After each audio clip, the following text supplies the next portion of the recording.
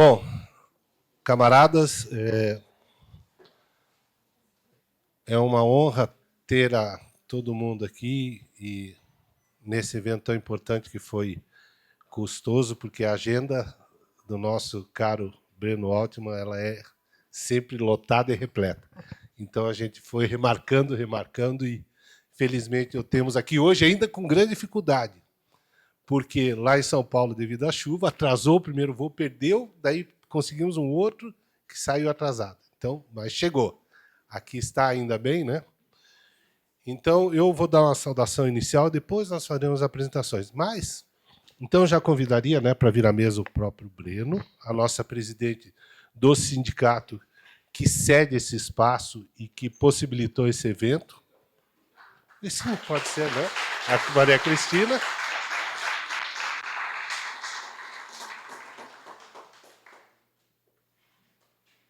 Né, para as saudações iniciais e...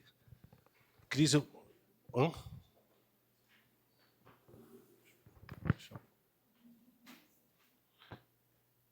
Vamos ver. Vamos ver. Cadê o meu professor? Está lá atrás, o camarada do PCdoB. Por favor, professor, venha. Você mesmo. Você também vai dar uma saudação. Veio até a caráter, né? Olha. Né? Então, sem mais delongas, eu passo para você.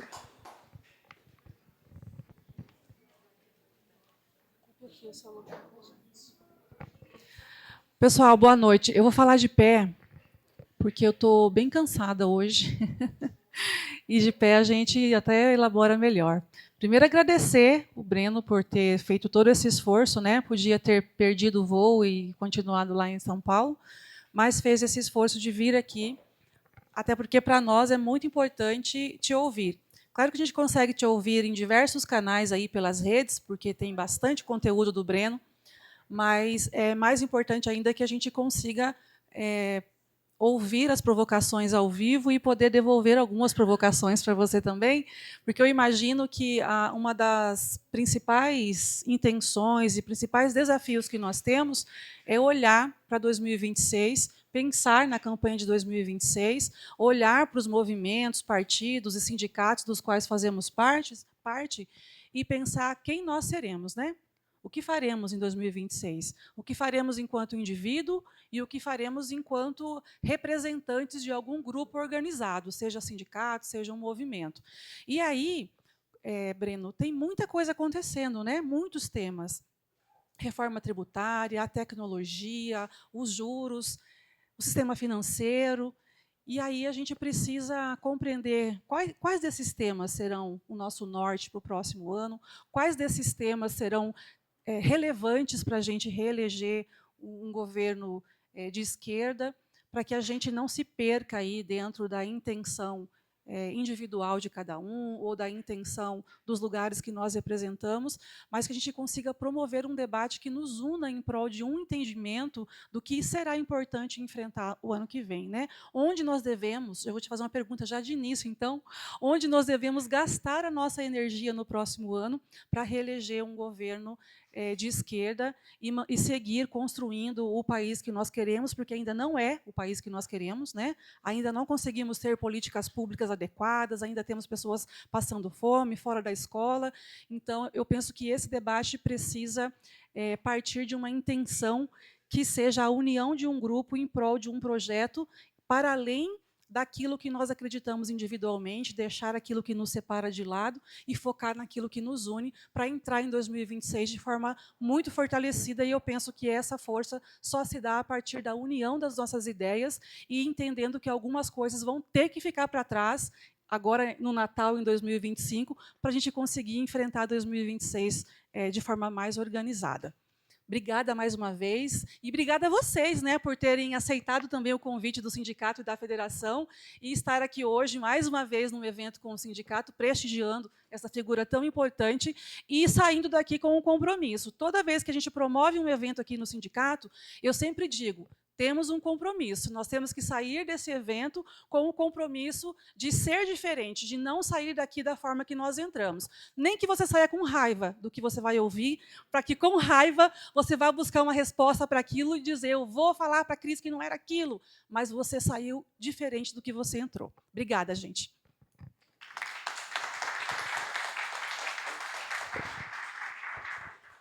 Olha, obrigado pelo convite, mas na verdade eu vinha aqui assistir o Breno a convite dos companheiros daqui, mas de qualquer maneira, em nome do Comitê Árabe Brasileiro de Solidariedade, né, da qual a gente já trouxe algumas vezes aqui o Breno para conversar com os companheiros aqui, com a Cilei, com o Milton, com a Rosi, com o Zé, com o Red, né, com o Carlos Deitman, a gente tem assim feito algumas atividades, né, e atividades assim também com essa coisa do não podemos ficar indiferentes ao que está acontecendo, né, e essa coisa tem levado as pessoas a tomar atitude, né, e não falo que desde esse último genocídio, mas o mundo inteiro hoje mostra essa necessidade da gente tomar atitude com as coisas aqui no Brasil, exatamente.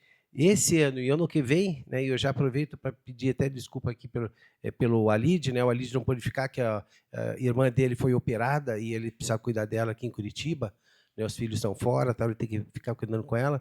Ele pediu para se solidarizar com vocês aqui, estar presente, né, estamos juntos nessa luta, né, eu também, enquanto militante do PCdoB, nós vamos estar juntos nessas lutas aqui, junto, ombro a ombro aí, e vamos para a luta e vamos continuar escutar o Breno aí. Obrigado, Palestina Livre, vamos em frente, Brasil.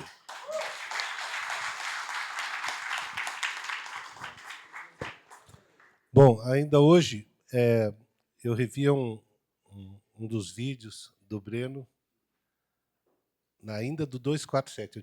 Eu roubei essa parte e coloquei no meu canal do YouTube, que depois do luto, a luta. Quando ele fala do assassinato do nosso companheiro lá em Foz do Iguaçu, né? Assassinato covarde, e ele disse que, sim, nós temos que ter o tempo de luto, mas nós temos que ir à luta. Então, isso mostra... Está batendo palma lá atrás. Então, isso mostra o posicionamento. Então, eu vou fazer uma breve apresentação do Breno, porque eu também não vou ficar enrolando aqui, porque vocês querem escutar o Breno, inclusive eu. Breno Altman é um jornalista, escritor e colunista brasileiro, fundador do portal de notícias Opera Mundi.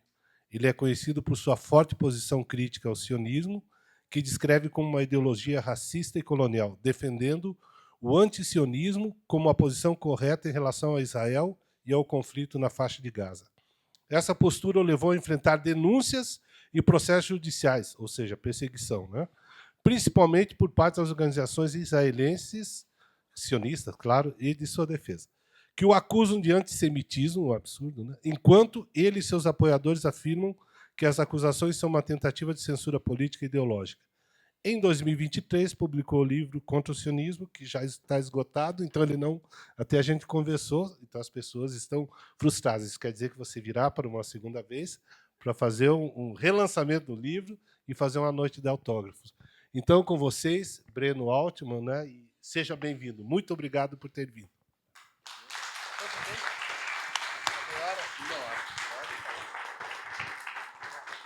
Eu, como a Cristina, prefiro falar de pé. Em geral, eu prefiro falar andando, igual eram os filósofos peripatéticos de antigamente, que tinham que caminhar para dar corda, né? Mas vou falar aqui de pé sem caminhar. Primeiro, eu queria desejar a vocês boa noite. Antes de mais nada, agradecer pelo convite feito pelo Pablo, em nome da federação, agradecer também a Cristina pelo sindicato.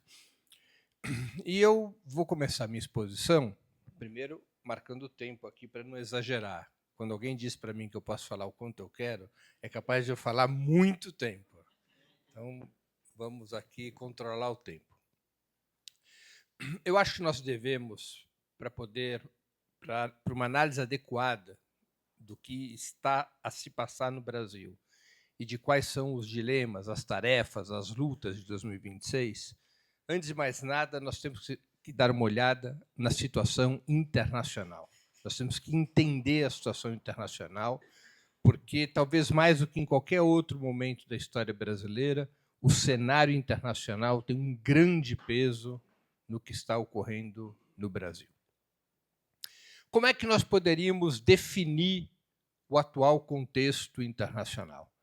Eu creio que se pode definir identificando uma contradição histórica entre uma velha ordem em decadência e uma nova ordem que ainda não amadureceu.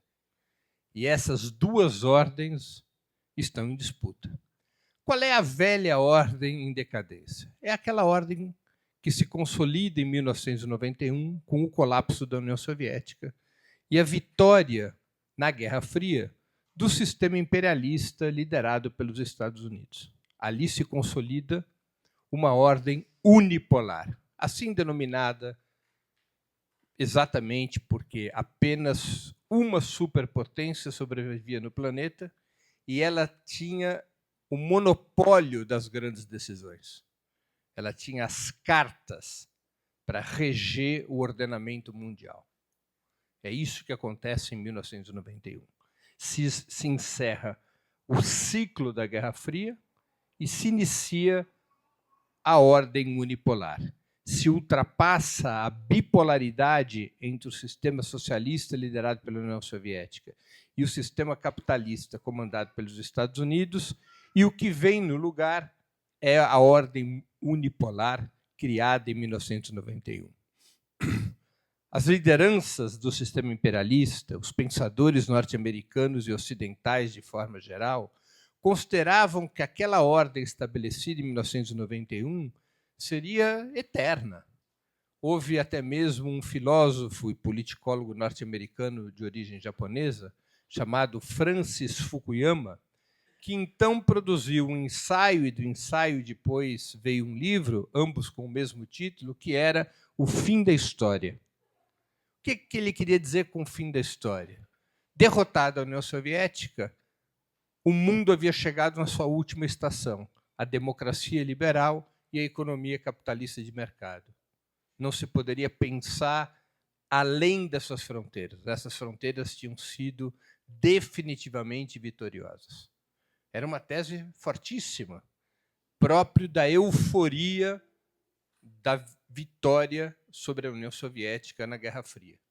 Na outra ponta da euforia havia a depressão.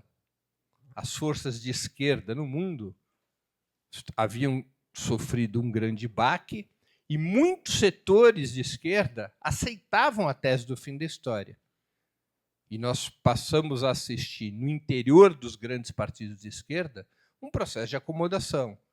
Não é possível mais pensar numa nova civilização, a ultrapassagem do capitalismo não está no horizonte, o papel da esquerda mudou, o papel da esquerda é se limitar a controlar danos, a lutar por melhorias, no máximo reformas, dentro da ordem capitalista, dentro da democracia liberal. A perspectiva revolucionária e socialista que havia marcado predominantemente a esquerda no século XX, essa perspectiva estava enterrada. E era necessário se acomodar a esse cenário do fim da história. No entanto, essa ordem unipolar que se imaginava eterna foi breve. Ela entrou em crise ao nascer o século XXI. Vários fatores levaram à crise dessa ordem unipolar. Eu vou destacar aqui os principais. Primeiro, há um pano de fundo estrutural. A crise do capitalismo em 2008 revelou esse pano de fundo, essas limitações econômicas. De quais limitações econômicas eu estou me referindo? O capitalismo, ao longo dos 50 anos anteriores a 2008, havia conseguido multiplicar por muitas vezes a sua capacidade produtiva. Sucessivas revoluções tecnológicas permitiram não apenas o invento de novas mercadorias, mas a capacidade de produzir mais mercadorias em menos tempo. Para vocês terem uma ideia, se nós compararmos a capacidade da indústria automotiva em 1969 com a capacidade da indústria automotiva em 2009, havia se multiplicado por 59 vezes a produtividade. Ou seja, era possível, na mesma hora de trabalho de 1969, 40 anos depois, produzir 59 vezes mais automóveis. empregando o mesmo número de horas por trabalhador. Uma expansão enorme da produtividade, da capacidade produtiva do capitalismo, que não era acompanhada pela renda. A renda das famílias, das pequenas empresas, mesmo a renda dos estados, especialmente dos estados periféricos, não acompanhava o crescimento da produção. E isso gerava uma contradição brutal, porque o capitalismo só consegue realizar o seu lucro no momento em que ele vende as mercadorias e serviços. Se ele não vender as mercadorias e serviços, o lucro não se realiza. Como, então, que o capitalismo resolveu o problema de uma capacidade produtiva tão ascendente que não era acompanhada pela renda? Resolveu isso a partir da expansão do crédito. O crédito substituiu a renda. As pessoas não tinham dinheiro para comprar uma geladeira à vista? Compre 24 vezes. Não tinha dinheiro para comprar um automóvel à vista? Parcelava em 72 vezes. Não tinha recursos para comprar uma casa à vista? Parcelava em 30 anos, através de uma hipoteca, e assim por diante. O crédito substitui a renda, oferecendo ao capitalismo duas vantagens. Uma vantagem, a possibilidade da realização do lucro na medida em que você tem um mercado que compra as mercadorias e serviços que estão sendo ofertadas em cada vez maior escala. A segunda vantagem, agrega à acumulação capitalista o juro. Os juros pelos que as pessoas pagam, ou que as famílias pagam, ou que as empresas pagam, ou que os estados pagam quando contraem um crédito. A acumulação capitalista se multiplica graças à expansão dos juros, que não são outra coisa que não o lucro financeiro. Vocês que são do setor bancário conhecem isso melhor do que eu. Como os juros vão criando o chamado capital fictício, ao qual se referia Karl Marx, ele vai aumentando de volume, esse capital financeiro vai dominando todos os setores da economia, porque a acumulação financeira passa a ser, progressivamente, o principal mecanismo da acumulação do capital. Este mecanismo é que explode em 2008, naquela famosa crise do subprime nos Estados Unidos. O que foi a crise do subprime?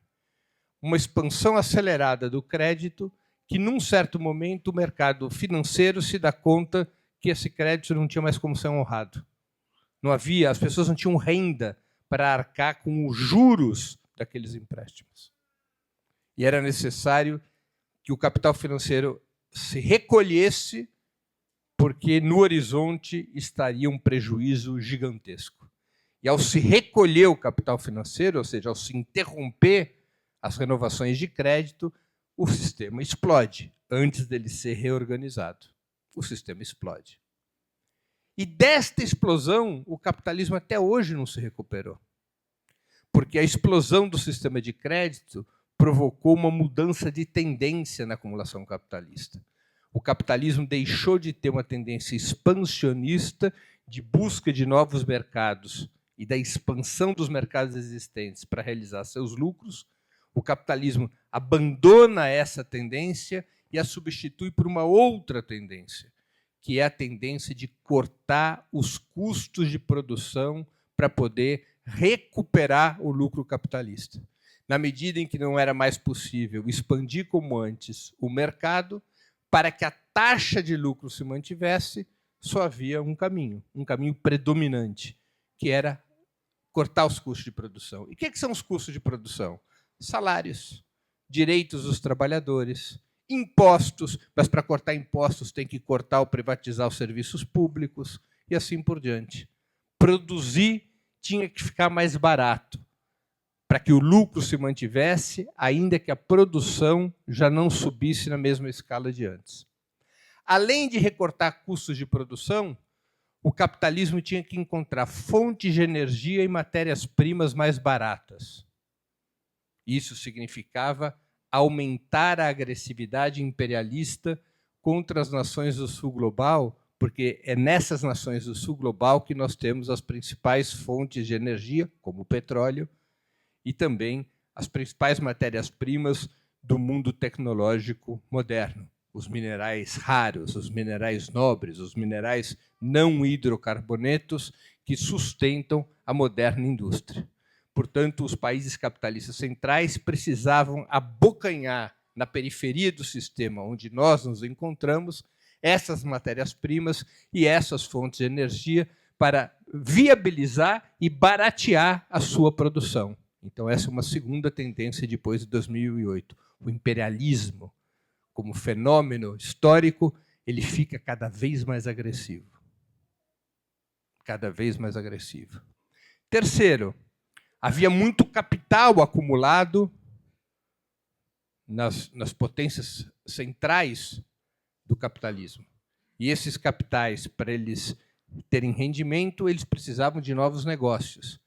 Esses novos negócios, em boa medida, só seriam possíveis se houvesse privatizações, desregulamentação econômica, se na periferia do sistema fosse oferecido novas oportunidades de negócio para esses capitais acumulados nas metrópoles que já não se realizavam na indústria local, porque o mercado interno dos próprios países capitalistas centrais é um mercado interno que definhava. Basta ver que o Japão praticamente não cresce há mais de 30 anos e que a Europa, depois de 2008, não conseguiu um único ano sequer crescimento acima de 1,5%. Então, esses capitais europeus, japoneses, norte-americanos, eles tinham que buscar negócios na periferia do sistema, no chamado sul global, para se rentabilizarem. Então, nós tivemos essa mudança de tendência do capitalismo, aquele vigor dos anos 90, de um capitalismo em expansão, que era capaz de introduzir novas mercadorias o tempo todo e que era capaz de modernizar a produção e que prometia, do ponto de vista subjetivo, uma espécie de prosperidade para todos. Esse era o mantra do capitalismo quando triunfa sobre o sistema socialista. Tudo isso vai por terra. E o que passa a prevalecer é uma tendência de aumento da taxa de exploração sobre os trabalhadores, de aumento da agressividade imperialista sobre os países periféricos. Esse é o pano de fundo da crise da velha ordem. Ela já não é mais capaz de se manter pelo convencimento. Ela não é mais capaz de se manter pela promessa de prosperidade. Cada vez mais a velha ordem, para se manter, tem que fazê-lo pela força econômica, pela força política e, no limite, pela força militar, como nós temos visto, especialmente na nossa América Latina, nos últimos meses. Um segundo fator desta crise da velha ordem. Os Estados Unidos achavam que o desenvolvimento econômico chinês tinha um limite. A China necessariamente seria um apêndice do sistema capitalista mundial liderado pelos Estados Unidos. Um apêndice em múltiplos sentidos. A China jamais teria um desenvolvimento tecnológico autônomo.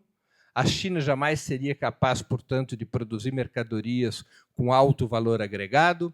A China não seria capaz de construir cadeias completas de valor sem depender do Ocidente.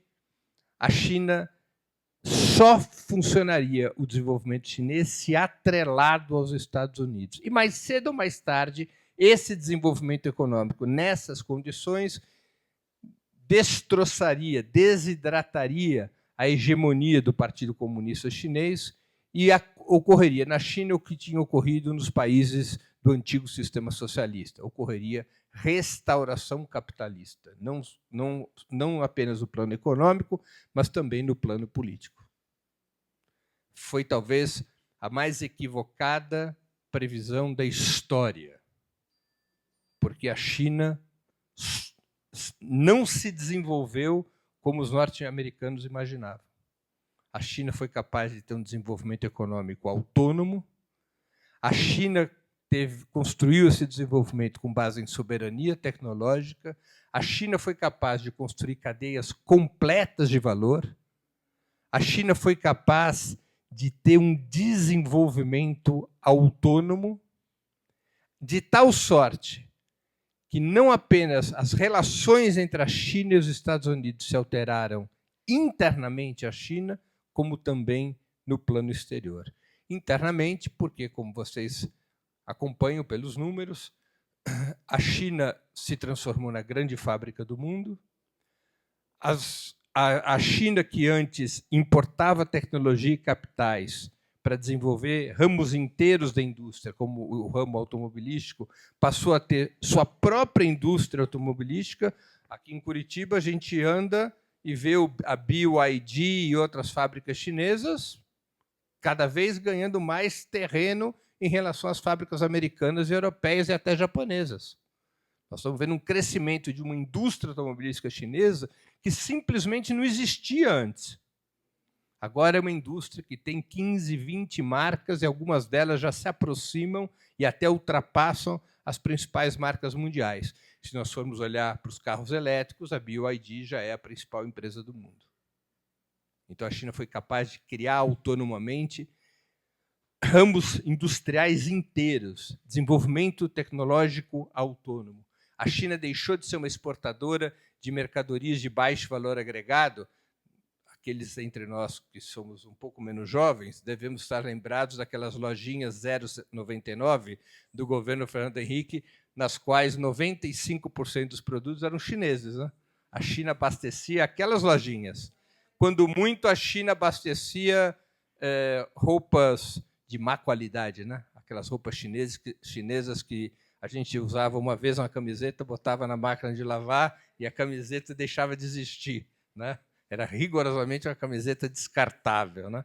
Isso era a China não há 2 séculos atrás. Isso era a China há 25, 30 anos atrás. E a China deixou de ser uma produtora e exportadora de quinquilharias e de mercadorias com baixo valor agregado, e hoje a China é exportadora de capital e tecnologia para o mundo. Não apenas mudou suas relações com o sistema capitalista dentro das suas fronteiras, como a China passou a disputar com os Estados Unidos e a Europa outras fronteiras, num primeiro momento na Ásia e hoje também na África, na América Latina e até mesmo na Europa, além de penetrar no próprio território norte-americano. A China vem com capital para criar ou adquirir empresas que antes eram criadas ou adquiridas pelo capital norte-americano ou pelo capital europeu. A China traz capital e tecnologia, coisa que antes também era feita pelas potências capitalistas. Esse desenvolvimento chinês abalou e muito a ordem unipolar criada em 1991. Passou a haver um rival com potencial econômico e geopolítico para romper a ordem unipolar instalada em 1991. Esse é um segundo traço do cenário internacional. O terceiro traço do cenário internacional também é oriundo de um grave erro norte-americano. Esse terceiro cenário é a Rússia. Esse terceiro traço é a Rússia. Qual foi o erro dos Estados Unidos em relação à Rússia? Todos os países que viveram processos de restauração capitalista, todos os países, foram incorporados à União Europeia e à OTAN. Hungria, Bulgária, Polônia, e assim por Romênia, e a Tchecoslováquia, Iugoslávia despedaçada e incorporada à União Europeia e à OTAN. Mas os Estados Unidos, em relação à Rússia, nunca quiseram incorporá-la ao sistema imperialista.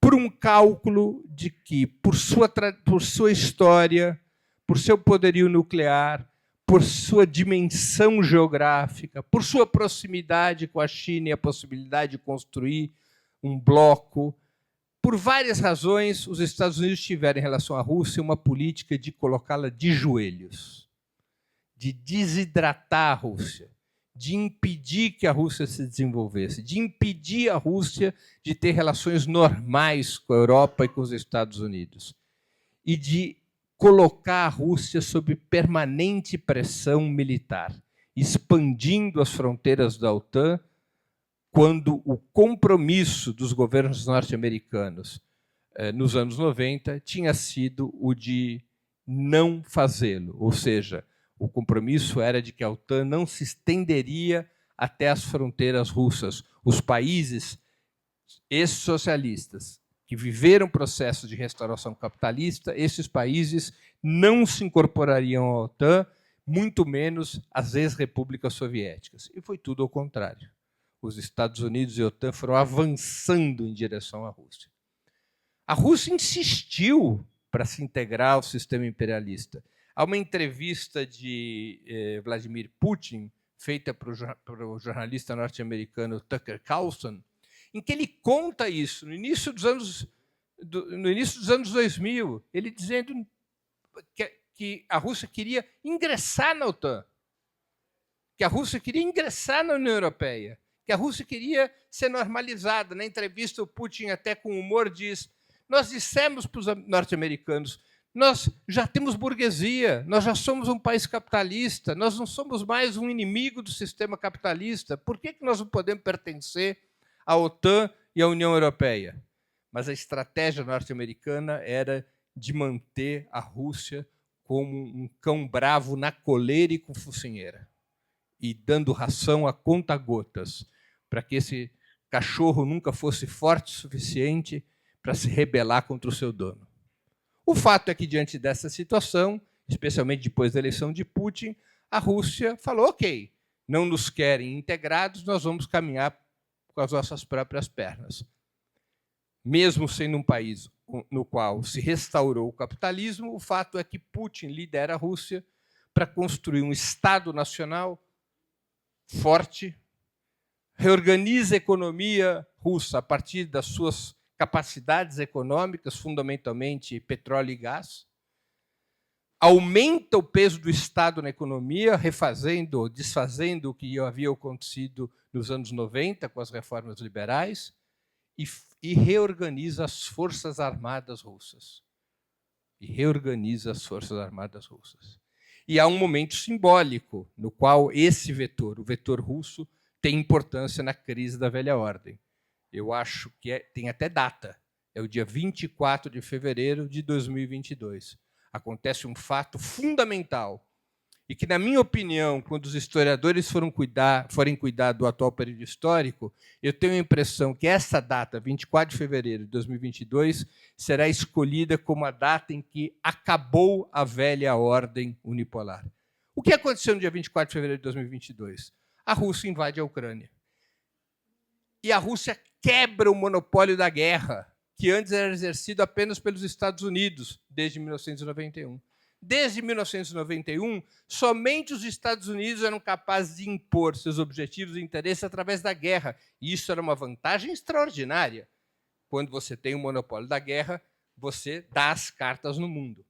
A Rússia buscou, por via diplomática, de 2014 até 2022, fazer com que seus interesses fossem atendidos, com a desmilitarização da Ucrânia, a proibição de que ela ingressasse na OTAN, um pacto de respeito à maioria russa na região leste da Ucrânia, conhecida como Donbas. Nada disso foi aceito pelo Ocidente. E a Rússia resolveu romper o monopólio da guerra e impor os seus interesses pela força das armas. Aqui nós não vamos ter tempo de uma discussão mais detalhada sobre a guerra na Ucrânia, mas o fato histórico é esse: acabou o monopólio da guerra. A Rússia rompeu o monopólio da guerra. A Rússia tem força militar para, ao menos no que diz respeito aos seus interesses regionais, a Ucrânia é fronteiriça, a Rússia, ao menos no que diz respeito aos seus interesses regionais, a Rússia tem capacidade militar para derrotar, não a Ucrânia de Zelensky, mas para derrotar a OTAN e os Estados Unidos no campo de batalha. Isso é um feito, porque isso não é compatível com a velha ordem, com a ordem unipolar criada em 1991. E temos um quarto traço importante, e aqui concluo os 4 traços principais da crise da velha ordem. Qual é esse quarto traço? Os povos na periferia do sistema, desde o final dos anos 90, desde o final do século XX, começam a se rebelar contra a ordem unipolar. Começam a se rebelar contra a ordem unipolar. De várias formas, rebeliões sociais e rebeliões eleitorais. Especialmente na América Latina, a gente vai assistir uma mudança política muito importante depois da eleição do presidente Hugo Chávez em 1998 na Venezuela. A vitória de Hugo Chávez na Venezuela abre caminho para a chamada Revolução Bolivariana, através da qual ocorre dentro da Venezuela uma mudança política estrutural, com o Estado venezuelano, que antes era controlado por uma oligarquia servil aos interesses norte-americanos, esse Estado venezuelano passa a ser controlado pelas classes trabalhadoras e sua representação política, que é o chavismo. Não se trata apenas de conquistar o governo. O chavismo conquista o poder de Estado, porque o chavismo tem hegemonia sobre o poder executivo, sobre o poder legislativo, sobre o poder judiciário, sobre as forças armadas, sobre os aparatos policiais, e vai construindo também, com problemas, com erros, com conflitos, vai construindo sua hegemonia também sobre a cultura e os meios de comunicação, retirando o poder daquela velha burguesia associada ao imperialismo na Venezuela. Não é à toa que o alvo principal do imperialismo é a Venezuela, porque na Venezuela houve uma mudança estrutural que nenhum outro país da América do Sul vivenciou, mas que se refletiu que refletia uma onda de mudanças que começou com Chávez. Depois de Chávez, tivemos a eleição de Lula em 2002, e a eleição de governos de esquerda na Bolívia e na Argentina, e assim por diante. E tivemos depois, já na segunda década do século XXI, o estalido social no Chile, a rebelião popular na Colômbia, que acabou levando pela primeira vez a esquerda a conquistar o governo com Gustavo Petro, e também no México, López Obrador rompendo o sistema político controlado pela oligarquia mexicana e a ascensão da esquerda ao governo mexicano, primeiro com o próprio López Obrador e agora com a Cláudia Sheinbaum. Então, essas mudanças foram enfraquecendo a velha ordem. Essas mudanças também ocorreram em outros recantos do mundo. Estão acontecendo. Por exemplo, a rebelião dos países da África Ocidental, aquelas nações do Sahel, como se chama aquela faixa territorial, que anteriormente viviam sob o colonialismo francês. A rebelião do povo palestino faz parte dessa onda também, esse novo ciclo de lutas do povo palestino, inaugurado no 7 de outubro de 2023, com a ação liderada pelo Hamas contra o regime sionista. São elementos diversos, cada qual com as suas características, de rebelião contra a velha ordem. E uma nova ordem começou a nascer. Mas, como tudo que nasce, primeiro engatinha, depois caminha e depois corre. Se correr na fase que ainda está só caminhando, vai tropeçar.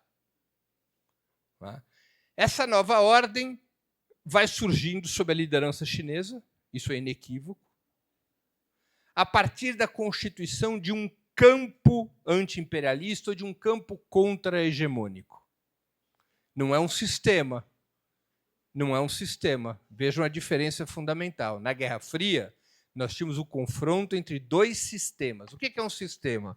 Um sistema é dotado de verticalidade e instituições que organizam essa verticalidade. Os Estados Unidos lideram um sistema imperialista criado em 1945. É um sistema sob comando norte-americano. Os demais estados imperialistas são vassalos. Vocês veem o comportamento da Europa. A Europa não consegue piscar sem pedir autorização norte-americana. A Europa não existe, para além de um cartão postal, sem a permissão norte-americana. Então, um sistema tem essa verticalidade, tem uma clara hegemonia e tem instituições que corporificam essa verticalidade. Instituições financeiras, Fundo Monetário Internacional, Banco Mundial, por exemplo, e instituições militares, como a própria OTAN, a qual aqui já me referi várias vezes. A China não está construindo um outro sistema. A União Soviética liderava um sistema. O sistema socialista também era vertical, sob o comando da União Soviética, e havia também instituições financeiras e militares que corporificavam aquele sistema. A China está construindo uma outra estratégia, que é a de um campo contra-hegemônico. Um campo ele tem predomínio da horizontalidade, não da verticalidade. Significa dizer que quem ingressa nesse campo não tem que aderir a um determinado modelo econômico ou político. Esse campo contra-hegemônico tem desde estados socialistas, com as suas próprias características, como é o caso da China, até a República Islâmica do Irã. Não é? Fazem parte hoje desse campo contra-hegemônico. A China busca construir um campo com todos os governos, com todos os partidos, com todos os movimentos que estejam dispostos a superar a hegemonia norte-americana. É um campo contra-hegemônico. Para alguns, um campo anti-imperialista. Mas, de toda maneira, um campo que se confronta contra a velha ordem unipolar. Dentro desse campo se constroem instituições, mas instituições que são complementares, não são alternativas, ao menos ainda, às instituições do sistema imperialista. Uma dessas instituições é o BRICS, que é uma articulação econômica que reúne alguns dos principais estados do sul global. Fundado o BRICS há 15 anos atrás por Rússia, B de Brasil, R de Rússia, I de Índia, C de China e depois se agregou o S de África do Sul. Uma articulação econômica que hoje é a principal instituição desse campo contra-hegemônico. E uma articulação econômica que criou um banco, o novo Banco de Desenvolvimento, que é comandado pela nossa ex-presidenta Dilma Rousseff. O BRICS oferece alternativas institucionais, como os créditos do próprio Banco de Desenvolvimento, complementares àquelas que ainda são mundialmente hegemônicas, instituições essas mundialmente hegemônicas, lideradas pelo sistema imperialista. O BRICS busca caminhar para a adoção de uma moeda comum, não de uma moeda única. A gente não pode confundir. O que é uma moeda comum? Na transação comercial entre os países do BRICS, passar a utilizar uma moeda de valor contábil e não de valor corrente, que substitua a triangulação através do dólar ou mesmo através do euro. Esse é o projeto econômico principal do BRICS. É uma construção gradual de um campo contra-hegemônico. Claro, se nós olharmos em perspectiva, nós vamos ver que o mundo, o eixo econômico principal do mundo, está se deslocando do norte para o sul e do ocidente para o oriente. O mundo economicamente dominado pelo norte e pelo ocidente, ele está se esvaziando. Está crescendo o mundo cujo eixo é leste e sul. Basta ver que o BRICS hoje reúne no seu interior, com as novas adesões, o BRICS tem um PIB superior ao G7. O G7 é a articulação dos 7 grandes países capitalistas, né? Estados Unidos, Alemanha, Canadá, Reino Unido, França, Itália e Japão. Os países do BRICS têm hoje um PIB, o PIB de 2024 dos países dos BRICS foi superior ao PIB do G7. Mas esse campo contra-hegemônico ainda engatinha.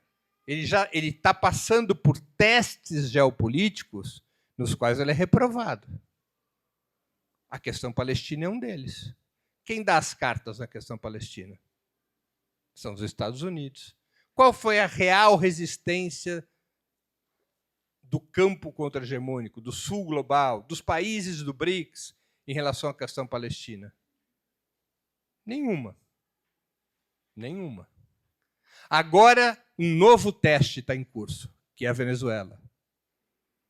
Ainda não se completou o ciclo, a gente não pode fazer uma avaliação.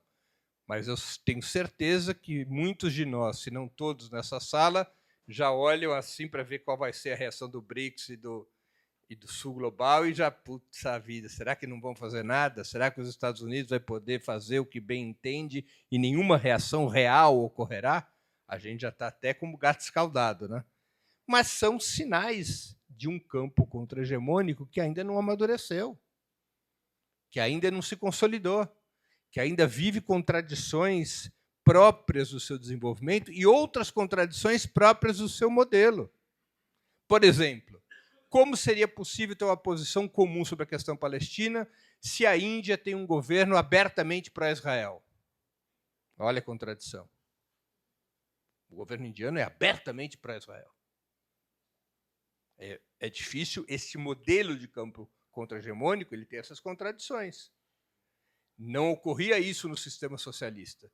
No sistema socialista liderado pela União Soviética, a União Soviética enquadrava a dissidência. Nas grandes questões mundiais, a posição do sistema era a posição da União Soviética. Como no sistema imperialista, as posições são as dos Estados Unidos. Se a França suspirar, se a Alemanha franzir os olhos, se o Reino Unido disser assim não, os Estados Unidos dá 2 latidos e acabou a dissidência. Não dura, com Macron, então, não dura 3 minutos, né? Um negócio impressionante. Ele fala uma coisa no almoço, se no cafezinho tomar uma bronca dos Estados Unidos, ele já muda de opinião. Quantas vezes a gente não viu isso ao longo desses 2 anos do genocídio palestino? Então, esse campo contra-hegemônico, ele está ainda amadurecendo e ele está enfrentando batalhas. Ele não está enfrentando apenas batalhas econômicas, como a China gostaria. Qual era o plano da China? A China desenhou esse plano no Congresso do Partido Comunista, que antecedeu a eleição do Xi Jinping e depois consolidou com o Xi Jinping. A China lança, no Congresso de 2008, que antecede a eleição de Xi Jinping é eleito no Congresso de 2012, a China estabeleceu 2 grandes objetivos para o chamado bicentenário. Um centenário era o centenário da fundação do Partido Comunista Chinês em 2021. Um segundo objetivo era para o centenário da Revolução Chinesa em 1949. Para sintetizar, no momento de se comemorar, de se celebrar, o tempo está indo embora, hein? Você não vai controlar meu tempo? Vocês não estão cheios já, não? Bom, então bora lá. Só botar um... Milton, eu não tenho controle sobre o tempo que eu falo.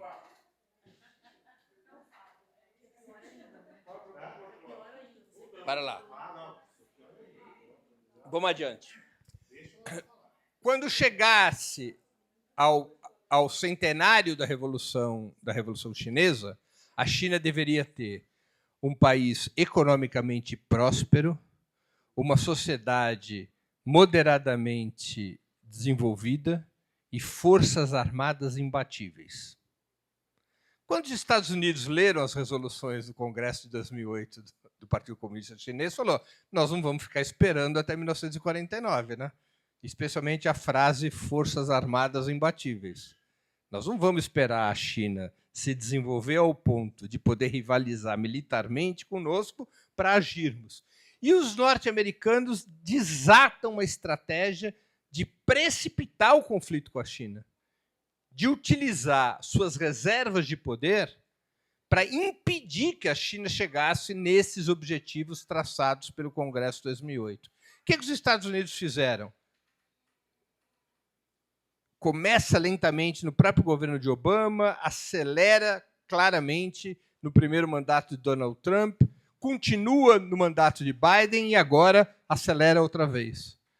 Os Estados Unidos foram adotando medidas comerciais, medidas financeiras, medidas tecnológicas, medidas militares para enfraquecer a China, para confrontar a China, para impedir que a influência chinesa se espalhasse pelo mundo. Os Estados Unidos começaram a pressionar os países, e os Estados Unidos começaram a tentar recuperar sua hegemonia em regiões perdidas, especialmente no seu quintal, que é a América Latina. Os Estados Unidos adotou uma estratégia de confrontação, que hoje vai atingindo o seu ápice. Quem leu o documento que, nessa semana agora, foi liberado pelo governo norte-americano, que é o documento que estabelece a nova doutrina de relações internacionais dos Estados Unidos, quem lê esse documento, que é um documento obrigatório de ser lido, verá que não apenas os Estados Unidos recuperam a velha doutrina Monroe, de 1823, como ele estabelece muito claramente de que ele utilizará todos os seus recursos econômicos e militares para impedir que as regiões que ele considera como parte da sua hegemonia natural, para impedir que essas regiões passem a ter qualquer tipo de associação com o que ele considera o eixo inimigo, que é o eixo liderado pela China. A doutrina Monroe, para recordar vocês, ela foi criada pelo presidente, ela foi elaborada pelo então presidente norte-americano James Monroe em 1823, e ela tinha um lema que tinha um duplo entendimento. Um entendimento progressista e um entendimento reacionário. A consigna da doutrina Monroe era a América para os americanos.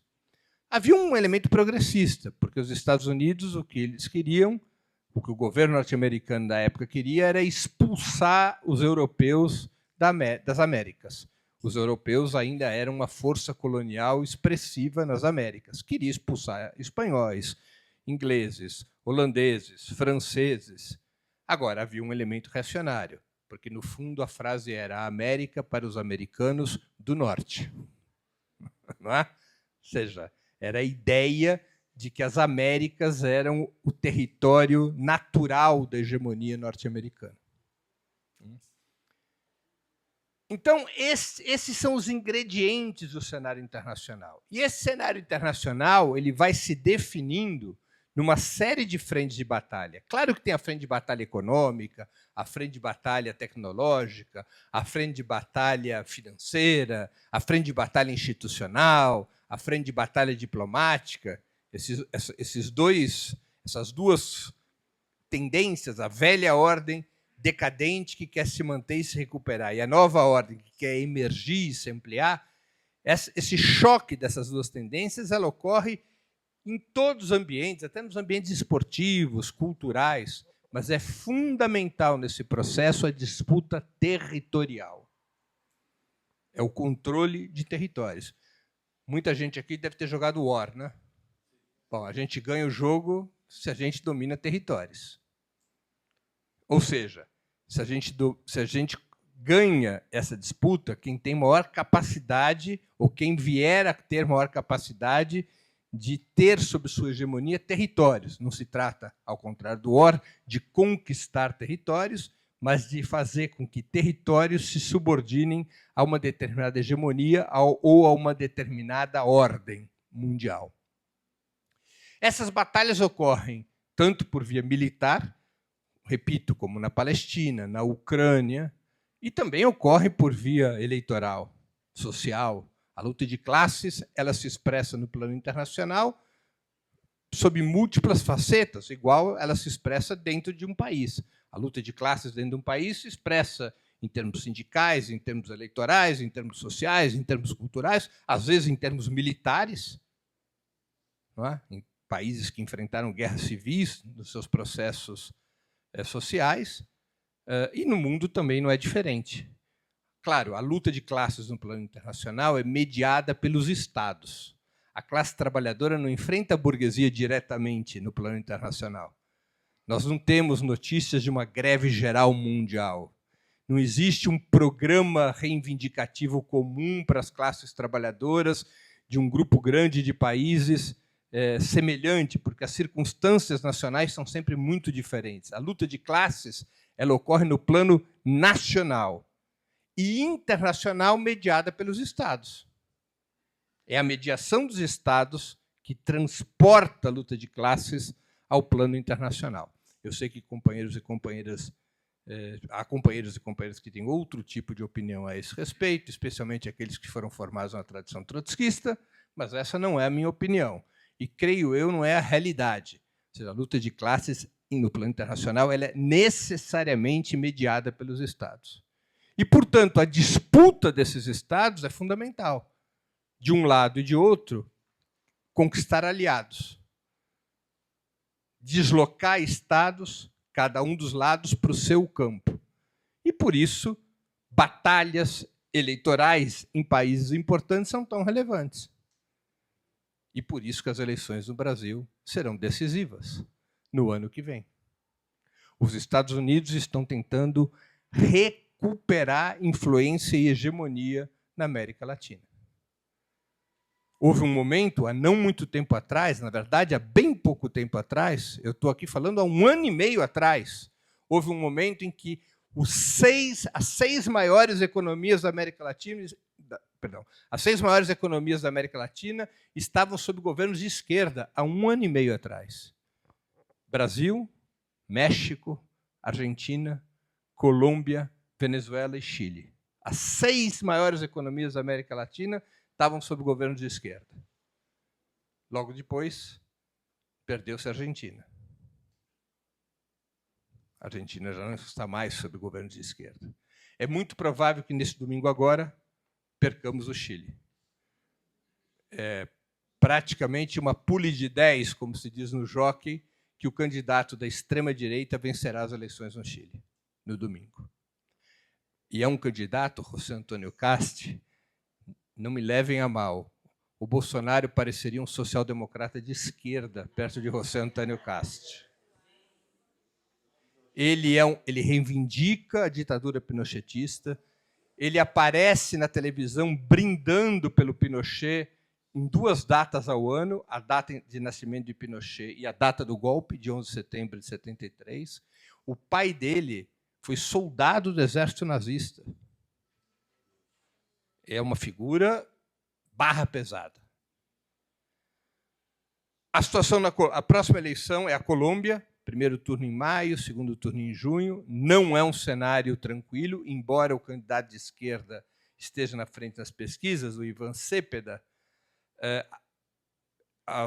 O cenário será difícil, até porque a direita ainda não construiu a candidatura, o construirá rapidamente, definirá rapidamente qual é a candidatura. E Donald Trump, vocês têm visto como ele está intervindo nas eleições. Em recentes eleições legislativas na Argentina, ele falou: só tem dinheiro se o Milei ganhar. Se o Milei não ganhar, não tem dinheiro para a Argentina. Isso influenciou na votação pró-Milei que recentemente ocorreu. O curioso é que o Milei ganhou e não teve o dinheiro, né? Porque o Trump é um blefador de marca maior, tomou um calote. O Trump tinha prometido 20 bilhões, entregou 5, e os outros 15 vai ficar para as próximas eleições. Né? Interferiu na eleição de Honduras, interferiu na eleição da Bolívia, onde a esquerda também sofreu uma derrota dura, especialmente por conta dos seus próprios erros, divisão. O segundo turno acabou sendo entre 2 candidatos de direita, um de direita liberal, o outro de extrema-direita, venceu o candidato de direita liberal. No Equador, a direita já havia vencido com Noboa. Há uma ofensiva conservadora na América Latina. E não tenham dúvidas, a batalha principal é a batalha no Brasil em 2026. É uma grande batalha. É uma grande batalha, que diz respeito não apenas à luta de classes dentro do nosso país, mas diz respeito à construção de uma nova ordem internacional. E isso nós temos que ter claro. É uma grande batalha. Uma batalha que pode ser decisiva para esse cenário internacional no qual estamos vivendo. O mundo tem uma contradição que é facilmente identificável, e eu aqui busquei fazê-lo, uma contradição entre o sistema imperialista e o campo contra-hegemônico. Essa é a contradição principal do mundo. Eu sou um adepto, Pablo, do ponto de vista metodológico, de uma tese do Mao Tse-tung. O Mao Tse-tung escreveu um livrinho chamado Sobre a Contradição. É um livro muito interessante porque ele nos ensina a analisar a situação política. E ele dizia assim, Mao Tse-tung: todo cenário político tem uma contradição principal e incontáveis contradições secundárias. O segredo da análise política é identificar qual é a contradição principal e subordinar as contradições secundárias à contradição principal. Eu tenho para mim que essa é a melhor metodologia para análise política. Acerta na análise política quem identifica a contradição principal e quais são as contradições secundárias. Essa não é uma metodologia que faz sumir as contradições secundárias, mas estabelece qual é a hierarquia que deve orientar a sua luta política. Mao Tse-tung provou essa análise na prática. Depois de 1927, a China viveu por um decênio uma guerra civil entre o Partido Comunista Chinês e o Kuomintang, o partido nacionalista liderado por Chiang Kai-shek, de 1927 até 1937. Em 1937, o Japão invade a China. E aí o Mao Tse-tung disse, mudou a contradição principal. A contradição principal não é a nossa luta contra a burguesia interna representada pelo Kuomintang. A contradição principal é a luta contra a ocupação japonesa. Os japoneses foram expulsos em 1945. E aí o Partido Comunista desatou a guerra revolucionária contra o Kuomintang, que até então era aliado contra os japoneses. Mudou a contradição principal. Os japoneses estão derrotados, voltou a ser a contradição principal contra o Kuomintang e a burguesia interna e seus associados imperialistas.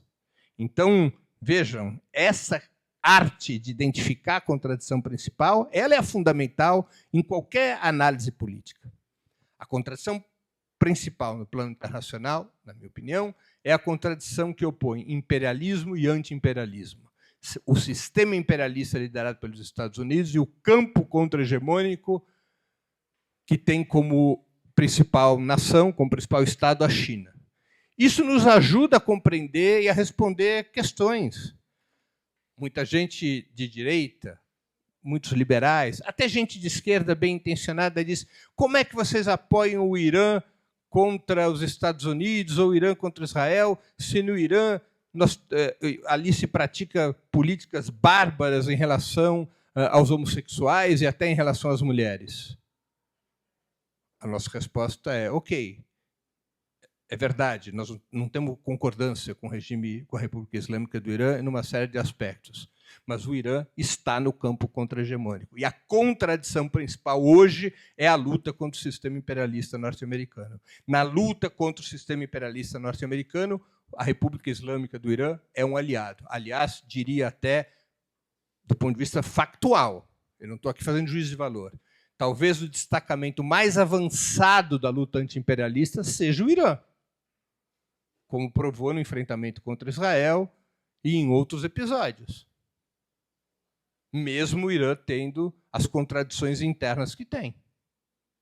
Algum outro Estado foi tão firme ao lado dos palestinos como o Irã? É a prova da vida. A prova da vida vale mais que a prova da teoria. Não é? Nós não precisamos concordar com a República Islâmica do Irã, mas a contradição principal é a luta anti-imperialista. E eu estou sendo bem claro aqui para que minha opinião possa ser criticada a partir da transparência. A mesma coisa o Hamas. O Hamas é uma organização religiosa, uma organização fundamentalista, sunita. Eu não tenho nenhuma identidade programática com o Hamas. Gente de esquerda dificilmente terá identidade programática com o Hamas a partir dos seus fundamentos originais. O Hamas mudou muito, mas a partir dos seus fundamentos originais. Mas quem é que está lutando contra o regime sionista? Quem está enfrentando o regime sionista? Sob condições incomparáveis na história humana. Não é o Hamas? Pois então, é a contradição principal. As contradições secundárias, não é que a gente as deixa para lá, é que elas são secundárias. Igual funciona na nossa vida. Quando a gente quer resolver, se a gente tentar resolver todos os nossos problemas ao mesmo tempo, nós vamos nos dar mal. Todos nós aqui temos experiência de vida para saber, vou resolver todos os meus problemas. Ninguém resolve todos os seus problemas de uma única vez. Você diz, não, calma lá, eu estou desempregado, estou brigando com a minha mulher, estou brigando com os meus filhos, minha casa está penhorada. Qual o problema? Qual é a minha contradição principal? Eu estou desempregado. Eu tenho que resolver isso daqui primeiro. Depois os outros eu vou resolver. Não é? Você tem que saber. Na vida é assim, e nos estados, na luta de classes também é assim. Identificar a contradição principal. Esta contradição principal, imperialismo e anti-imperialismo, se reflete no Brasil como uma contradição democracia versus neofascismo. É um reflexo. É um reflexo. Porque o Brasil tem peculiaridades. Qual é a peculiaridade? A ascensão e a existência de uma extrema-direita com viabilidade de poder. Nós os derrotamos em 2022, depois de termos perdido em 2018, e os enfrentaremos novamente em 2026. Esta contradição democracia e neofascismo não é igual à contradição imperialismo e anti-imperialismo, porque no campo da democracia contra o neofascismo há forças e vozes que pertencem ao campo imperialista. Basta ver o vice-presidente de Lula. Basta ver vários dos ministros de Lula. Eles pertencem ao campo anti-imperialista, mas internamente pertencem ao campo democrático contra o neofascismo. Nós temos que lidar aqui com uma combinação entre a contradição principal e as contradições secundárias. Qual é o nosso objetivo principal? Derrotar o neofascismo. Mas nós temos que lutar dentro do campo democrático para que o programa para derrotar o neofascismo seja o programa anti-imperialista e não o programa liberal. Esse é o papel principal da esquerda, do movimento sindical, dos movimentos populares.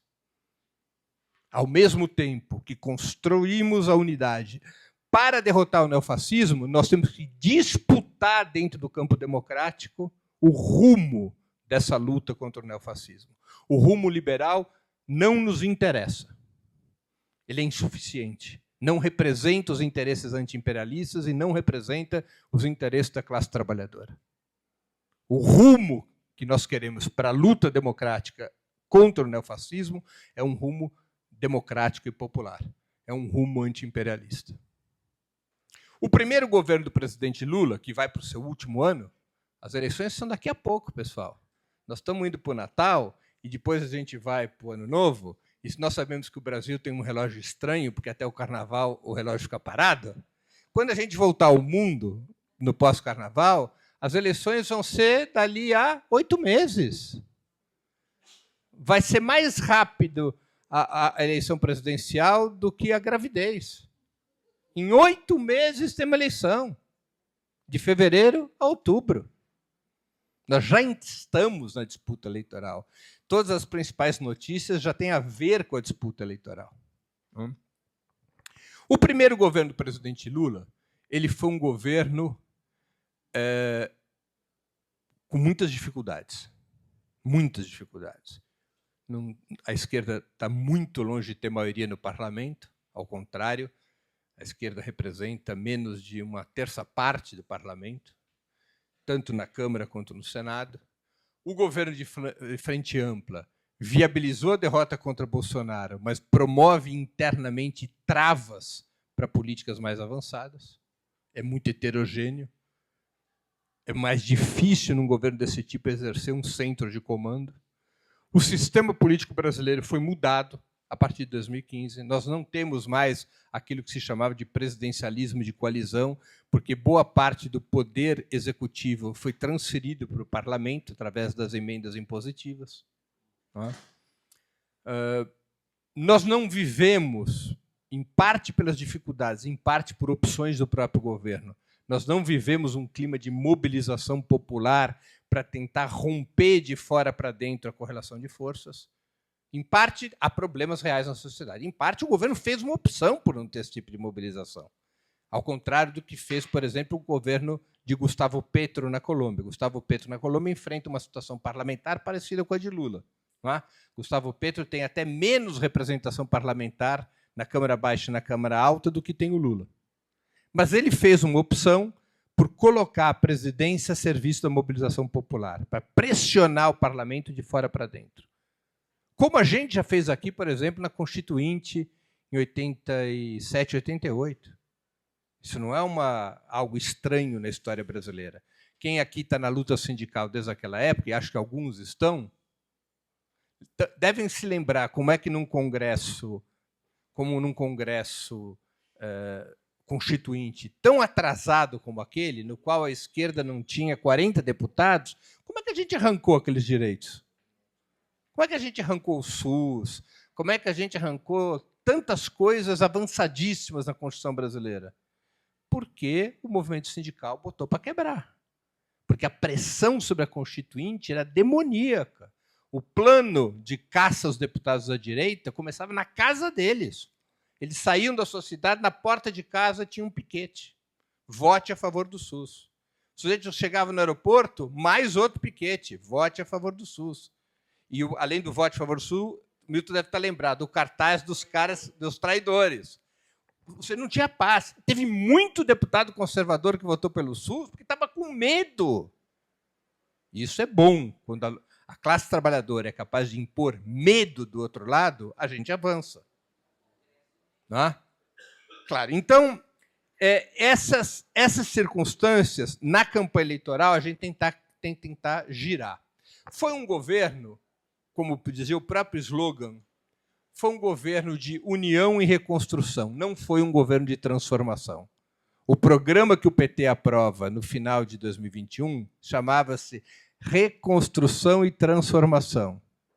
O governo Lula, esse governo Lula III, é um governo de união e reconstrução. Não é um governo de transformação. É como se o objetivo do governo tivesse sido formulada, se foi ou não formulado dessa maneira, eu não sei, mas como se o objetivo do governo fosse vamos fazer o país voltar na máquina do tempo mais ou menos para maio de 2016, quando a presidenta Dilma Rousseff foi derrubada.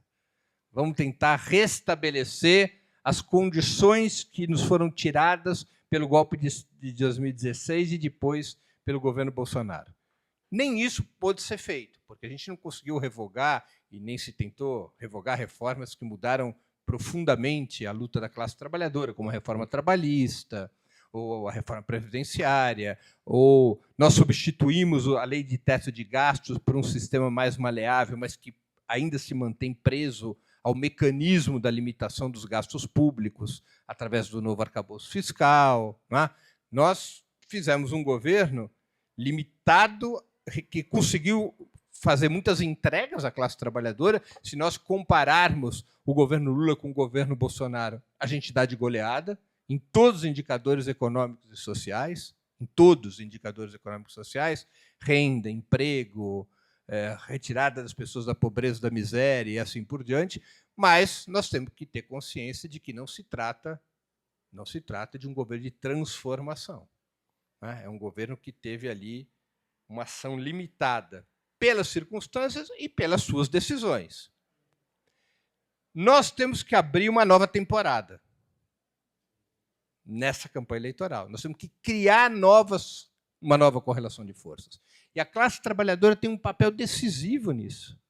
Eu sou da opinião que a classe trabalhadora, isso quer dizer os sindicatos, a CUT, os movimentos populares como o MST, deveriam realizar, ainda no primeiro semestre do ano que vem, um congresso popular para aprovar um programa a ser apresentado ao presidente Lula. Um programa da classe trabalhadora. Alguns desses ingredientes já estão no debate público, porque o governo veio mudando o debate público depois de julho. Né? Até julho, o governo estava afundado num debate que só tirava popularidade. Era o debate do ajuste fiscal. Vocês estão lembrados que a gente ficou um ano nesse debate. E vocês sabem que esse debate do ajuste fiscal não constrói base popular. Não constrói força, ao contrário, o governo vinha sangrando nas pesquisas. A partir de julho, começa uma mudança. A partir do momento em que o Congresso derruba o aumento do IOF, o governo Lula vai passando da agenda do ajuste fiscal para a agenda da justiça tributária. E com os ataques de Trump ao Brasil, se soma a agenda da justiça tributária à agenda da soberania nacional. São bons primeiros passos na direção de um programa democrático e popular que represente os interesses da classe trabalhadora na frente democrática contra o neofascismo. Agora nós temos duas batalhas se anunciando. Uma muito relevante e já prontinha, madura, que é a batalha contra a escala 6x1. Uma outra batalha é a tarifa zero na mobilidade urbana, que é outra batalha importante. Mas isso é insuficiente. Você não pode governar apenas com essas duas reivindicações. Nós precisamos de um programa real de reindustrialização do país. Nós precisamos de um programa real de transição energética. Nós precisamos de um programa muito mais audacioso de reforma tributária. Nós precisamos enfrentar a reforma financeira no Brasil. Nós precisamos, como tem dito várias lideranças petistas, como Rui Falcão, Zé Dirceu, nós temos que ter um programa para o mandato Lula IV, um programa de reformas estruturais. Não se trata apenas de reorientar o orçamento, se trata de mexer nas estruturas do país. Hoje nós temos força para isso? Não. Mas se a gente não lutar por isso, especialmente no período eleitoral, como é que a gente vai ter força para isso? Como é que nós vamos ter força para isso? Nós precisamos construir essa força na mobilização, no engajamento, na disputa do parlamento, na disputa das assembleias, na disputa das câmaras de deputados, na disputa do Senado, claro, na disputa da presidência, que é a principal tarefa, reeleger o presidente Lula.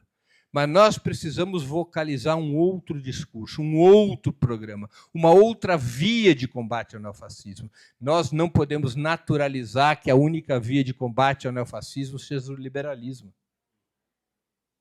Nós temos que fazer renascer uma alternativa de esquerda na luta contra o neofascismo. Isso não significa negar alianças, significa lutar pela hegemonia na coalizão que vamos formar para enfrentar o neofascismo. Lutar abertamente por hegemonia. E hegemonia se luta a partir de um programa claro, hegemonia se luta a partir do protagonismo das classes trabalhadoras, hegemonia se luta a partir do fortalecimento dos partidos de esquerda. Nós não devemos ter receio em lutar pela hegemonia. Nós não devemos ter receio em enfrentar quem se opõe ao programa das classes trabalhadoras. É necessário fazer renascer no nosso país uma alternativa democrática e popular que aponte para um novo projeto civilizatório, como o que sempre defendemos, que é o projeto de uma sociedade socialista. A esquerda precisa renascer sob esse signo e, na minha opinião, as eleições de 2026 serão um grande momento, um momento fundamental de acumulação de forças nessa direção. Muito obrigado e mil desculpas pelo tempo que eu demorei.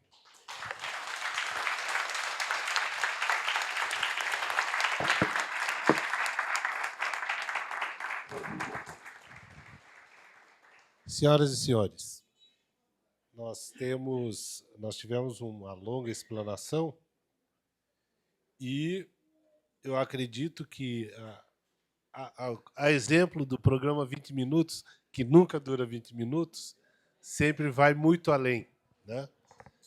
Então, eu não sei, eu fico questionando se há uma conveniência de a gente abrir para perguntas agora, porque já foi, assim, foi bastante. Então, vamos dizer, entre abrir para perguntas e não abrir, vamos abrir para 3 perguntas?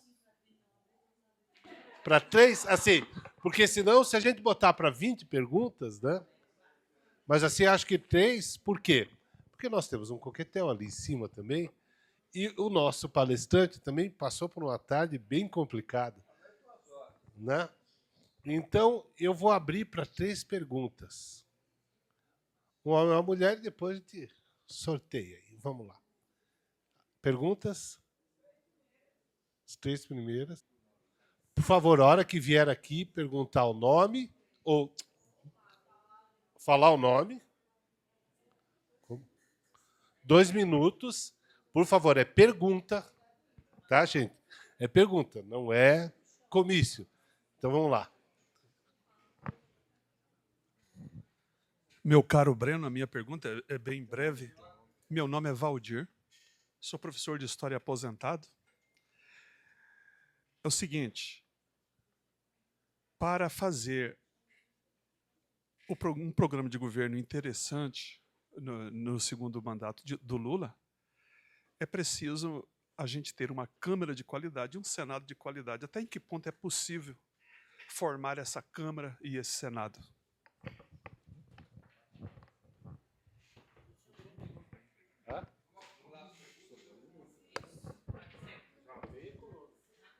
Boa noite. Era para a gente se apresentar também, é isso?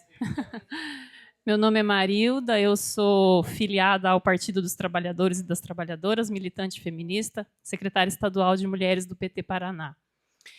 Quando eu me filiei ao PT, ainda adolescente, nem título eleitoral eu tinha, fiz filiação interna, porque eu não tinha título eleitoral ainda. Foi a partir de um comício do Lula, lá em Maringá, em que eu identifiquei que era um partido que, para além da via eleitoral, nós também tínhamos em desenvolvimento um processo revolucionário, a organização da classe trabalhadora para, sim, um processo revolucionário. Mas depois a gente foi se convencendo de que a rebelião eleitoral era uma via que a gente tinha que investir forças, e nós investimos. O PT investiu nisso, tanto que elegeu o primeiro presidente da República, elegeu a primeira mulher presidenta da República e reelegeu Lula novamente. Estamos aqui muito preparados para reeleger Lula novamente ano que vem.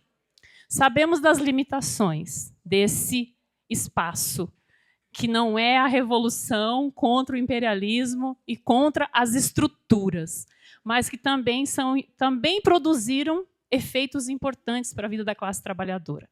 Estar no Estado hoje promovendo políticas públicas que interferem na vida da classe trabalhadora, para nós também é revolucionário, né? Também importa muito.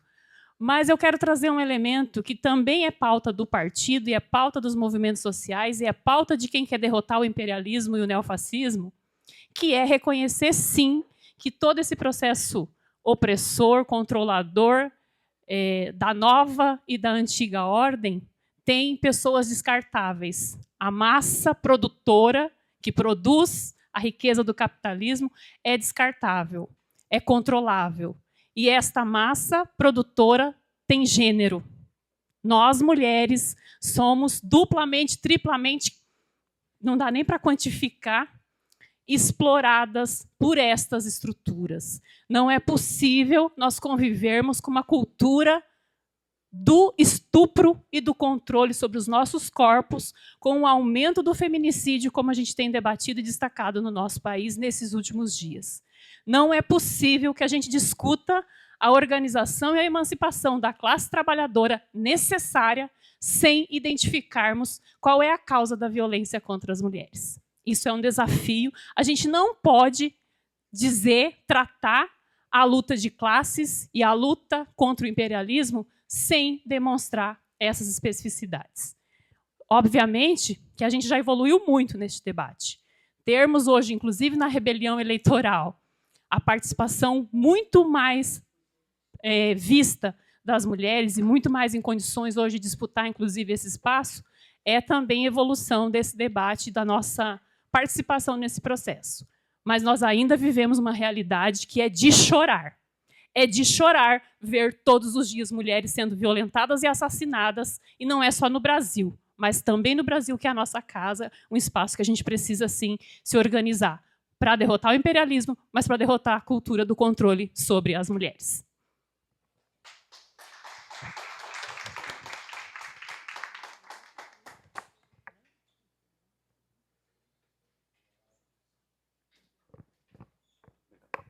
Boa noite a todos, boa noite, Breno. Meu nome é Cristiano, eu sou do Partido da Causa Operária do Paraná. Eu gostei muito da sua exposição. Como você sabe, você entrevistou o Rui Costa Pimenta, o presidente do nosso partido, esses dias, né? A gente tem várias discordâncias programáticas, inclusive, mas eu gostei da sua exposição e eu prefiro ficar com aquilo onde a gente concorda, na sua determinação do que é a contradição principal, que é o enfrentamento do imperialismo norte-americano. E pensando nisso, nesse aspecto, que eu queria te perguntar é o seguinte: até que ponto algumas decisões ou não decisões e falas da direção do PT confundem a militância, quando, por exemplo, o Lula não se posiciona ferrenhamente contra as atitudes dos Estados Unidos contra a Venezuela, quando ele não quando um cara como Jacques Wagner participa do Dia de Amizade com Israel, e quando o vice-presidente do PT, o Quaquá, diz que tinha que matar 1000 lá na Penha e no Alemão, quando a gente sabe, a tradição da esquerda sempre, porque isso é fascismo, né? É a desumanização das pessoas. É dizer que o rapaz que está lá na favela, que não teve alternativa, que se sentiu impelido a recorrer ao crime, que ele não merece uma chance, que ele tem que ser exterminado, e pior, inocentes, pessoas que nem mesmo participavam disso. Esse tipo de colocação, esse tipo de política não confunde a militância na determinação, no entendimento dessa contradição principal que você apontou? Obrigado.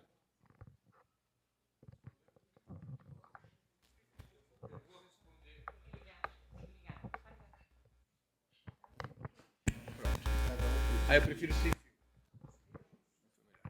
Oi, eu vou responder brevemente para dar chance de outras pessoas perguntarem. Se você quiser abrir para outras pessoas. Ah, são só essas? Ah, tá bom. Não, porque eu posso ficar aqui. Se me trouxe para cá, pode me explicar. Ah, tem um coquetel, desculpa. Tá bom. Então, bora lá. Vamos responder aqui a essas 3 perguntas. Primeiro, a questão do Valdir. Valdir, eu alteraria a ordem dos fatores. Para que nós possamos ter uma Câmara e um Senado mais avançados, nós precisamos ter um programa e fazer com que esse programa seja defendido na sociedade. É necessário que a gente convença as pessoas do nosso programa. É necessário que a gente crie na opinião pública e no eleitorado um sentimento favorável a um programa mais avançado. Somente assim nós vamos eleger representantes mais avançados contra os inimigos do povo. Não é que nós primeiro precisamos ter uma Câmara e um Senado avançado para depois termos um programa. É o oposto. E acho que esse é um debate fundamental na esquerda, em especial no PT, porque eu acho que o senso comum no PT virou o oposto. É assim, puxa, não dá para a gente avançar porque o Congresso e a Câmara são desfavoráveis. É um fato. Mas o Congresso e a Câmara só podem passar a ser mais favoráveis se nós conseguirmos encantar o povo a partir de um programa.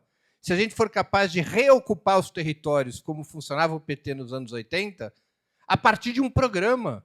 Se nós formos os campeões contra a escala 6x1, se nós formos os campeões por uma reforma tributária avançada, se nós formos os campeões da defesa da tarifa zero, se nós formos os campeões da reindustrialização, se as pessoas identificarem no nosso programa e no PT e nos demais partidos de esquerda, na coalizão dos partidos de esquerda, um caminho para superar essa situação. Sem a gente convencer o povo desse programa, nós não vamos mudar a situação na Câmara e no Senado. Truques mercadológicos, marketing eleitoral, tudo isso tem uma certa importância em eleição, mas sempre o outro lado terá mais poder do que nós nesse terreno. Eles têm mais dinheiro, eles têm meios de comunicação, não é? Então, o fundamental é a gente fazer a disputa político-ideológica. Nós temos um baita de um problema no Brasil e a gente tem que reconhecer. A extrema-direita faz muito mais disputa político-ideológica do que nós. Muito mais disputa político-ideológica do que nós. E eles foram avançando. Eles criaram algo que a gente, há 10 ou 15 anos atrás, achava impensável. Eles criaram um campo de massas para a extrema-direita, que não existia antes. Eles construíram, entre outros fatores, através da disputa político-ideológica. Nós deixamos de fazer a disputa político-ideológica na intensidade necessária. Nós passamos a institucionalizar nossa lógica política. Tudo tem que ser resolvido nas instituições, e nas instituições o que deve predominar é a negociação, a articulação, não é a disputa. Nós temos que mudar a nossa abordagem sobre isso. Essa é a minha opinião, Valdir. Sobre Marilda, eu tenho 100% de acordo contigo. E acho que no Brasil há espaço para a gente avançar mais do que em muitos outros países.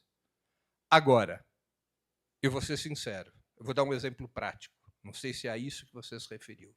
Se hoje me derem um abaixo-assinado para assinar, em solidariedade, ou contra, perdão, um abaixo-assinado para assinar, contra a política do governo do Irã em relação às mulheres, eu não assino.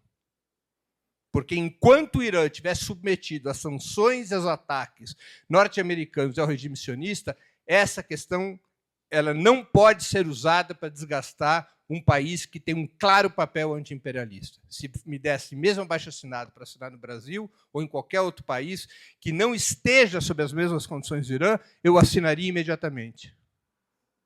Porque eu me governo pela lógica da contradição principal. Ela não elimina as demais contradições, mas a gente tem que analisar cada realidade. Se eu assinar, ou se nós assinarmos, ou se houver um abaixo-assinado contra a política do Irã em relação às mulheres, o que nós estaremos fazendo é enfraquecer um Estado decisivo na luta anti-imperialista.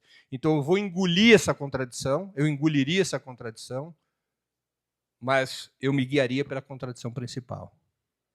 No Brasil é diferente, é outra realidade. No Brasil, eu acho que você tem 1000% de razão e acho que nós temos que avançar no nosso programa. Na disputa por um programa da classe trabalhadora na luta contra o neofascismo, há várias questões relativas aos direitos das mulheres que nós temos que avançar e avançar muito.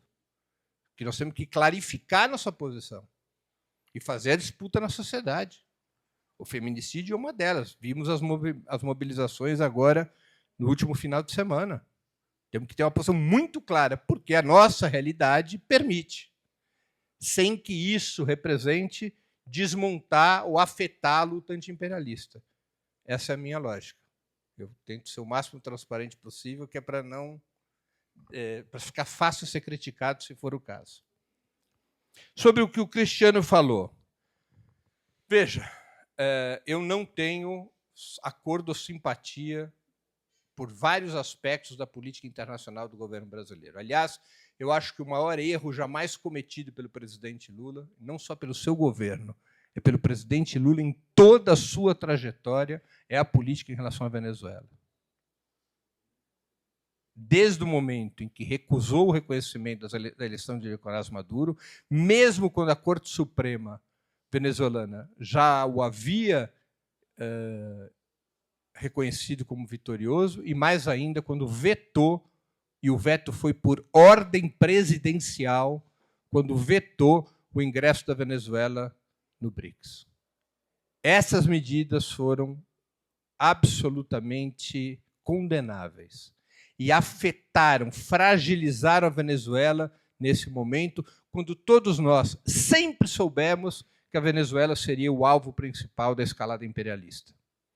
Acho um erro gravíssimo, não só em termos de política internacional, mas em termos de pedagogia ao povo brasileiro e de pedagogia aos militantes do PT, porque eu circulo muito e eu vejo militantes do PT com uma posição que não é claramente anti-imperialista em relação à escalada norte-americana contra a Venezuela. Militantes do PT mais desavisados, que acompanham menos, que têm menos formação, que dizem, não, mas o Maduro não mostrou as atas para o governo brasileiro, por que nós vamos apoiar o Maduro? É deseducativo. Não é? Claro. Evidentemente que não, porque faz parte da autodeterminação do povo venezuelano o respeito às suas instituições. Ou a gente vai aceitar que um país estrangeiro questione a decisão da Corte Suprema Brasileira sobre eleições internas? Evidente que não. Não aceitamos, aliás. Não é? Então, é um erro gravíssimo. Eu acho que é o maior erro da trajetória política do presidente Lula. Por isso, nós devemos pressionar por uma mudança em relação à política venezuelana do governo.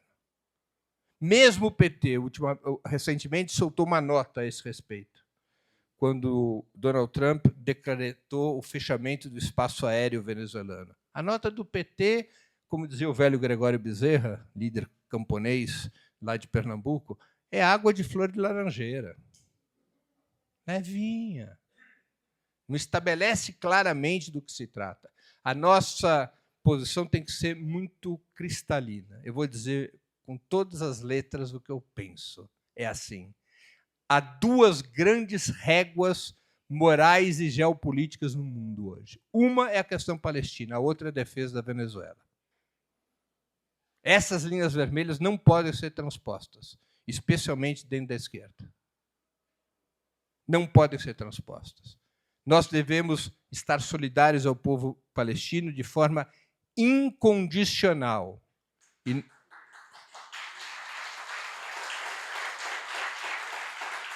E nós devemos ser solidários ao povo venezuelano e ao seu governo de forma incondicional.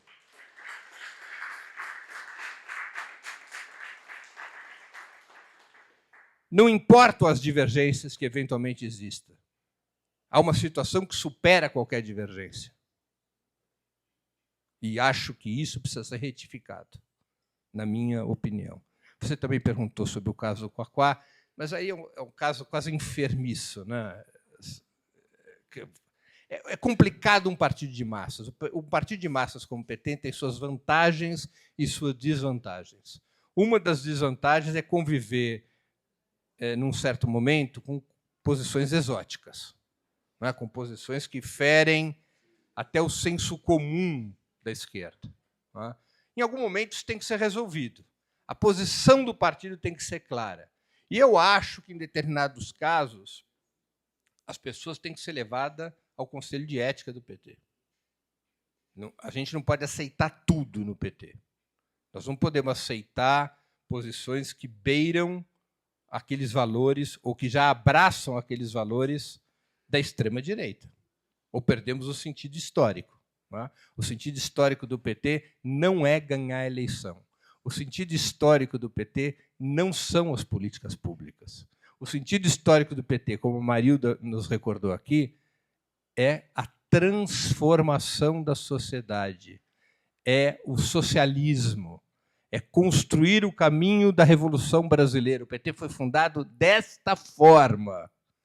E, enquanto esta for a régua do PT, posições como a do Quaquá, evidentemente, não podem ser aceitas. Eu acho que, em algum momento, o PT terá que tomar posições mais drásticas acerca de situação desse tipo. O mesmo vale para uma situação delicada. Eu sou contrário a que sionistas possam ser integrantes de partidos de esquerda.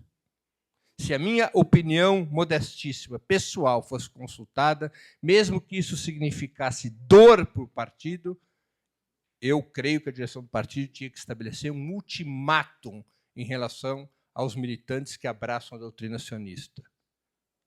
Ou renunciam à defesa das posições sionistas ou saiam do PT.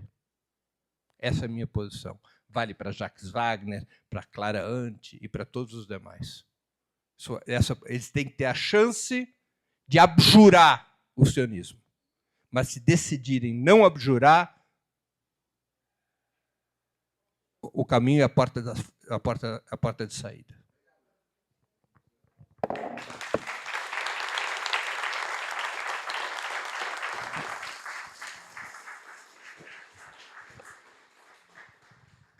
Bom, finalizar aqui agradecendo essa brilhante palestra. Eu entendo que você ficaria aqui e eu também ficaria até 1h. E assim, queria agradecer muito as pessoas que viabilizaram esse encontro, através do sindicato, a Cris, a outra Cris, a Lília. Cadê o Denner, que foi lá, sabe? Então, esses voluntários, que às vezes não estão aparecendo aqui, viabilizam que a gente tenha esse conforto de estar aqui e fazer um evento dessa magnitude e que vai ficar gravado. Eu agradeço muito, inclusive o nosso pequeno militante abençoado que está lá, né? E o paizão cuidou o evento inteiro, então isso mostra a riqueza e ele é um bom símbolo de que existe a semente que vai crescer e se tornar, quem sabe, uma planta revolucionária. Boa noite a todos e todos estão convidados ao... sim, e temos aqui, claro, como é de praxe, nós sempre deixamos uma lembrancinha para o nosso palestrante. E depois estão todos convidados, todo mundo aqui ao coquetel. Obrigado e boa noite.